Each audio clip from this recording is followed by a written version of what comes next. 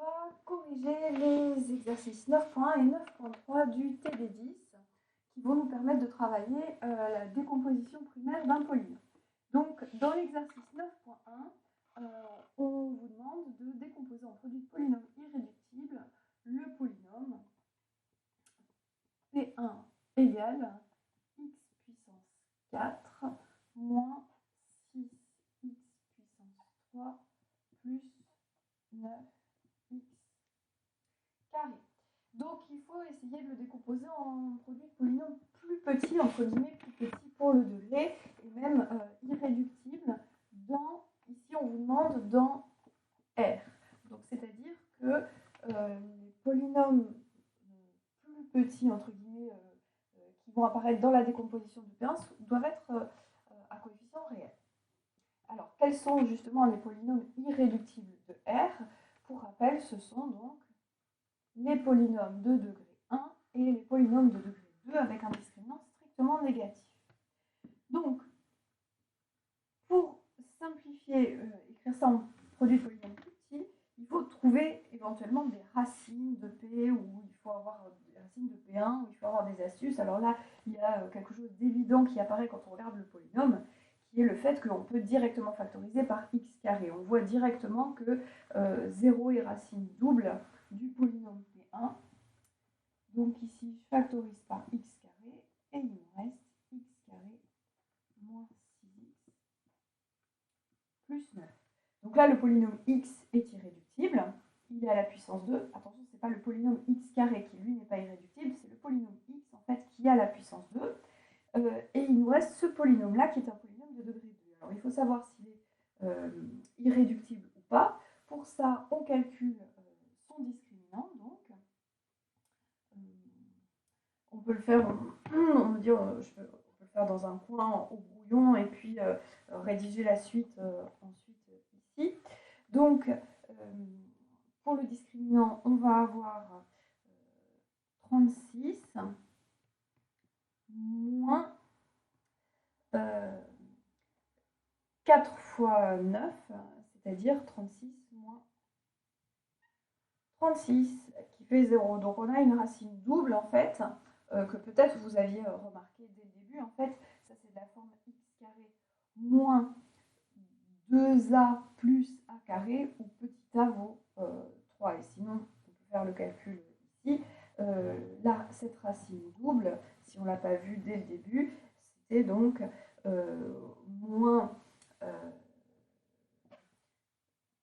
6 sur 2, et donc on retrouve bien 3. Donc ici, c'est x carré facteur de x moins 3 au carré, et on peut conclure, or, grand X et x moins 3 sont irréductibles dans R crochet X et aussi dans C crochet X. Donc en fait, ça c'est la décomposition de R, mais c'est aussi celle dans C. Donc ceci est la décomposition primaire de P1 dans R.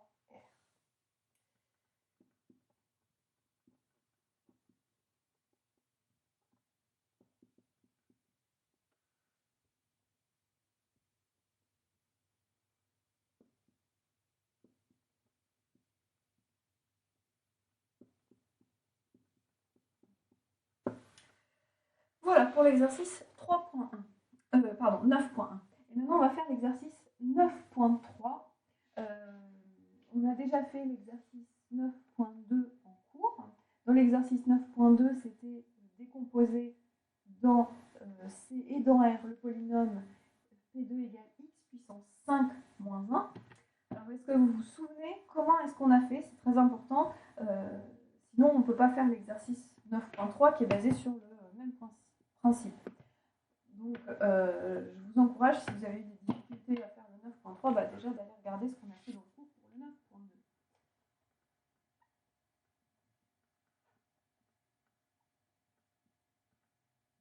Donc, qu'est-ce qu'on avait fait pour le 9.2 avec x puissance 5 moins 1? En fait, on avait cherché les racines de ce polynôme.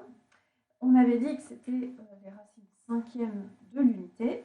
Et du coup, ce polynôme admet 5 racines complexes distinctes. Et c'est un polynôme unitaire, donc on avait pu écrire P2 comme le produit des x moins, ici on faisait apparaître les racines cinquièmes de l'unité. Voilà, et ça c'était la décomposition primaire dans C. Et après on en déduisait la décomposition dans R. Donc là, en fait, on va faire le même principe. On va chercher les racines complexes du polynôme P3. Pourquoi est-ce que, je vous demande ça, pourquoi est-ce qu'on connaît en fait la racine complexe du polynôme P3? On va l'écrire. On cherche les racines complexes de P3, c'est-à-dire les nombres z appartenant à C, tels que P3 de z égale à 0. Et donc ça fait z puissance 6 plus 1 égale à 0. Et là, on fait comme ce qu'on avait fait ici. Z puissance 6 égale à moins 1. Et ça, vous savez résoudre dans C. Ce n'est pas les racines sixièmes de l'unité, parce que c'est moins 1, c'est les racines sixièmes d'un nombre complexe, ici non nul, qui est moins 1. Donc, on sait aussi faire. Comment est-ce qu'on fait?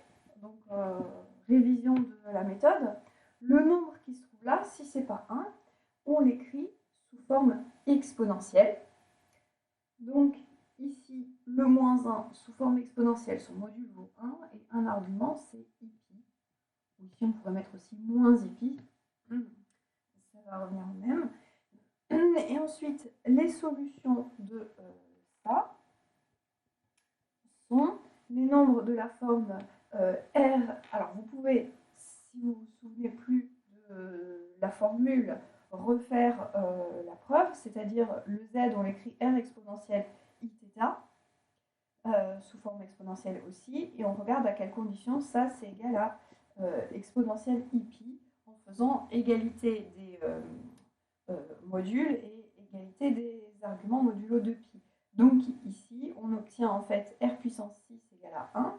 Donc R égale à racine sixième de 1. Donc ici, on trouve 1.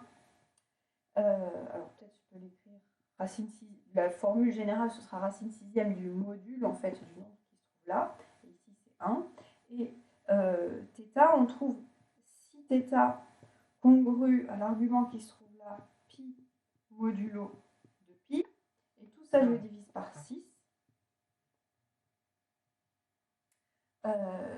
Donc, ici, ça fait θ égale pi sur 6 plus 2 k pi sur 6, où k va être compris entre 0 et 5. Voilà, ça vous pouvez faire ce petit rappel là au brouillon si vous avez un doute. Et sinon, du coup, je vais écrire directement la formule. Ici, on trouve si et seulement si il existe un entier k compris entre 0 et n-1, donc ici entre 0 et 5, tel que z égale, on a dit racine sixième du module, donc racine sixième de 1, je simplifierai après, exponentielle i pi sur 6, l'angle qui est là, je le divise par petit n, fois les racines en fait de l'unité, les racines sixièmes de l'unité, exponentielle ici,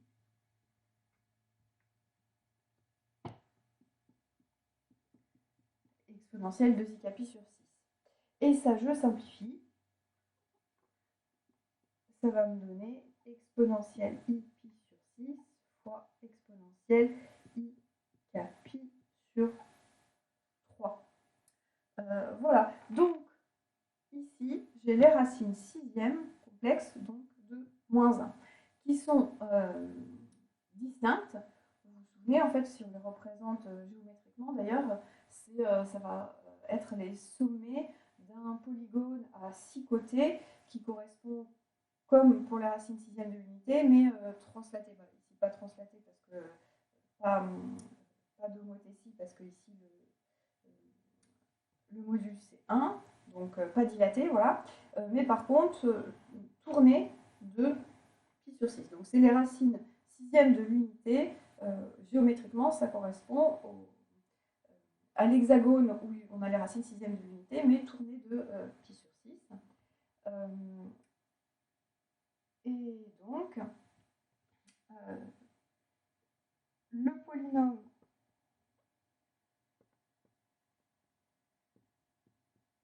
P3 admet 6 racines complexes distinctes.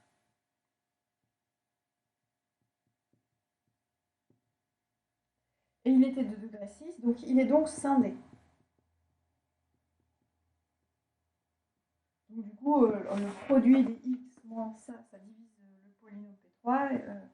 Il est donc scindé dans, évidemment, C crochet x ici.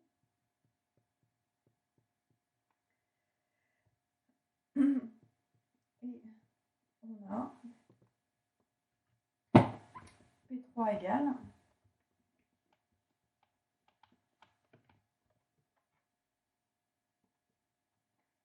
produit pour k égale 0 à 5 i moins exponentielle i pi sur 6 fois exponentielle i k pi sur 3. Et ça, c'est la décomposition primaire dans C crochet.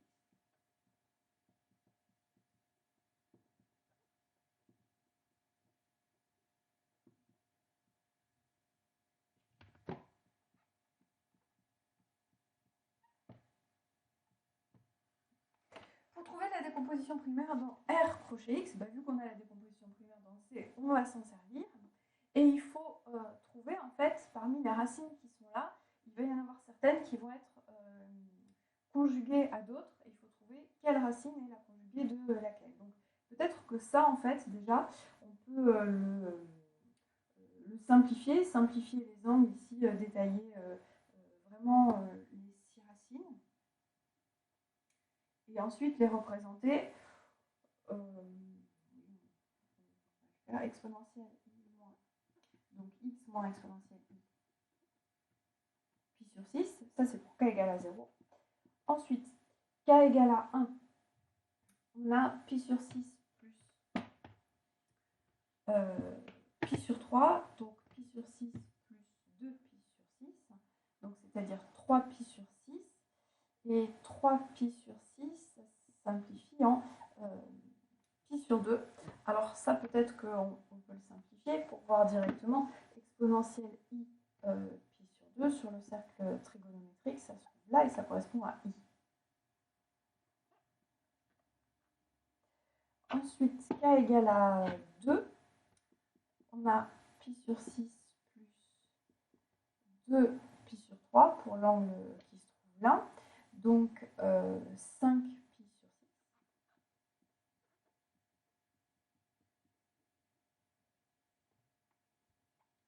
Fois donc x moins, donc k égale à 3.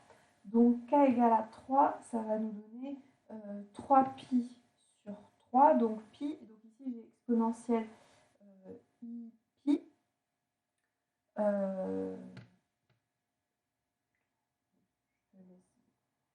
Je vais mettre l'angle pi sur 6 plus pi, du coup, ça va faire 7 pi sur 6. J'hésitais à l'écrire plus exponentielle i pi sur 6, mais ce sera plus facile pour la suite de l'écrire comme ça, je pense. Donc ensuite, 0, 1, 2, 3, 4. Pour k égale à 4, on a 4 pi sur 3 plus donc pi sur 6. 9 pi sur 6.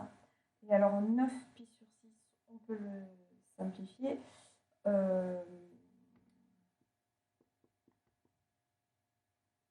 Par 3, 3 pi sur 2.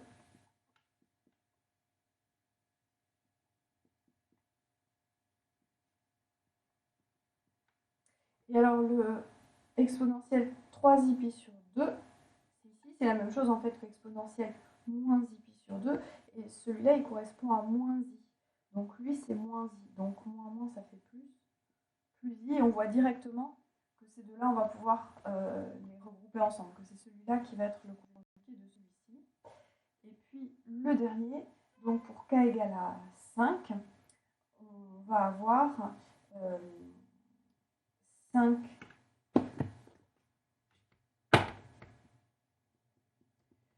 pi sur 3 plus pi sur 6, donc 11 exponentielle 11 pi sur 6.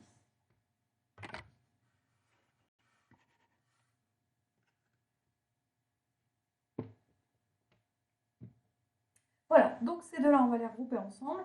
Et si on veut savoir les autres, comment est-ce qu'on peut les regrouper, on peut faire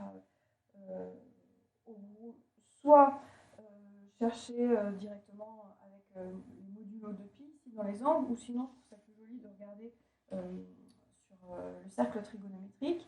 Donc exponentielle pi sur 6 se trouve, alors je vais essayer de faire un cercle trigonométrique un petit peu plus joli.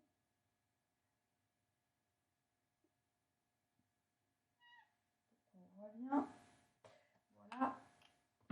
Donc exponentielle pi sur 6, lui, se retrouve ici. Donc ça, c'est le point dont l'image est exponentielle. L'image de exponentielle pi sur 6 se trouve là, et ce point-là, c'est le point dont l'affixe vaut exponentielle pi sur 6. Ici, j'ai i, on a dit, exponentielle 5 i pi sur 6. Donc là, j'ai en fait 3 i pi sur 6, 5 qui va se retrouver là.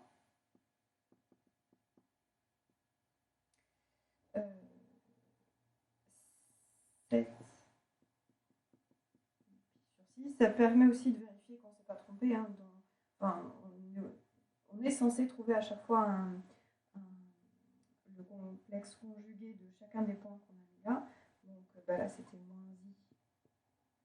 Donc ça tombe bien. Et le dernier, 11 i pi sur 6, c'est aussi la même chose que exponentielle moins i pi sur 6.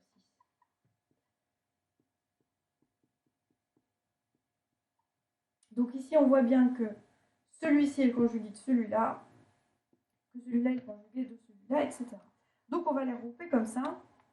On a dit on regroupe celui-ci avec celui-ci, celui-ci évidemment avec celui-là, et celui-là avec celui-là. Je vais effacer mon petit dessin. Et donc, si je regroupe ces deux-là, ça va nous donner x carré moins, alors vous vous souvenez, si je fais x moins a facteur de x moins le conjugué de a, je développe, ça fait x carré moins 2 fois a plus a bar partie réelle de a fois grand x, plus a fois le conjugué de a, c'est-à-dire le module de a au carré. Ça, on l'a déjà vu plusieurs fois dans le cours. Et donc, je vais l'utiliser là directement. Donc, ici, on va avoir 2 fois la partie réelle de celui-là ou celui-là, ça va être la même chose. Et la partie réelle de l'exponentielle θ, c'est cosinus θ fois grand x plus le module de a au carré, donc le module de l'exponentielle θ, ça fait 1. Donc ça, c'est pour ce qui est en rouge, fois x moins i facteur de x plus i, bah ça vous le connaissez bien de toute façon. Si on développe, ça fait x carré plus 1. I et moins i sont les racines du polynôme x carré plus 1, fois, et il nous reste un dernier polynôme, c'est celui-là, basé sur le même principe que celui-là, mais avec comme angle 5π sur 6, ou 7π sur 6, comme vous voulez, fois x carré moins 2 cosinus 5π sur 6 fois grand x, plus 1. Et là, dans le cas de x puissance 5 moins 1, on s'était arrêté là, parce que cosinus pi sur 5, on ne connaît pas sa valeur a priori. Mais là, cosinus pi sur 6 et cosinus 5 pi sur 6, ce sont des valeurs que vous connaissez, que vous devez connaître. Donc ici, il faut absolument remplacer par les valeurs. Donc justement, si je fais mon petit cercle trigonométrique, pi sur 6, donc son sinus vaut 1,5 et le cosinus vaut racine de 3 sur 2. Donc celui-là, on peut le remplacer par racine de 3 sur 2 qui va se simplifier avec le 2 qui est là. Donc il va nous rester x carré moins racine de 3 grand X plus 1. Et l'autre, donc celui-ci, 5 pi sur 6, il se trouvait là. Et donc cette fois-ci, c'est moins racine de 3 sur 2 pour le cosinus. Donc moins, ça va faire plus. Donc ça va pas être le même polynôme que celui-là, mais avec un plus ici. Donc ça fois x carré plus 1 fois x carré plus racine de 3x plus 1. Voilà, et ça, du coup, il s'agit de la décomposition primaire de P3 dans R.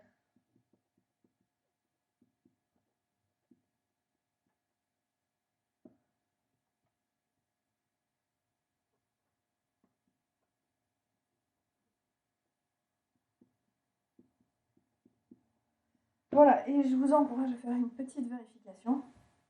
On va faire ça fois ça au brouillon et développer avec celui-là et vérifier qu'on trouve bien x puissance 6 plus 1. Peut-être on peut le faire là. Ça va nous donner x puissance 4 plus racine de 3 x puissance 3 plus x carré.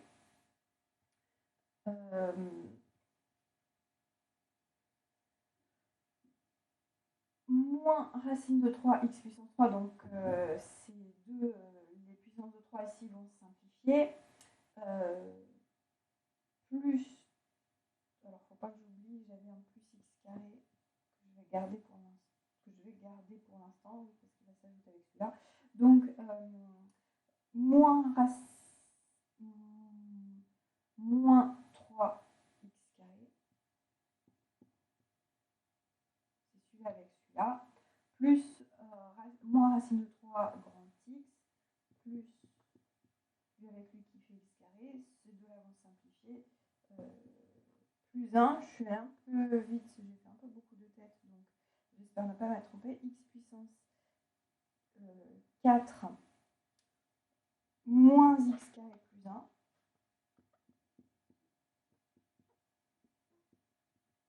facteur de x carré plus 1, et celui-là je développe, ça fait x puissance 6 plus x puissance 4 moins x puissance 4 moins x carré plus x carré plus 1, et ça nous fait bien x puissance 6 plus 1. Donc, vous voyez, ça peut se faire assez rapidement au brouillon, le fait de vérifier que quand je développe tout ça, ça me donne bien x puissance 6 plus 1. Voilà pour les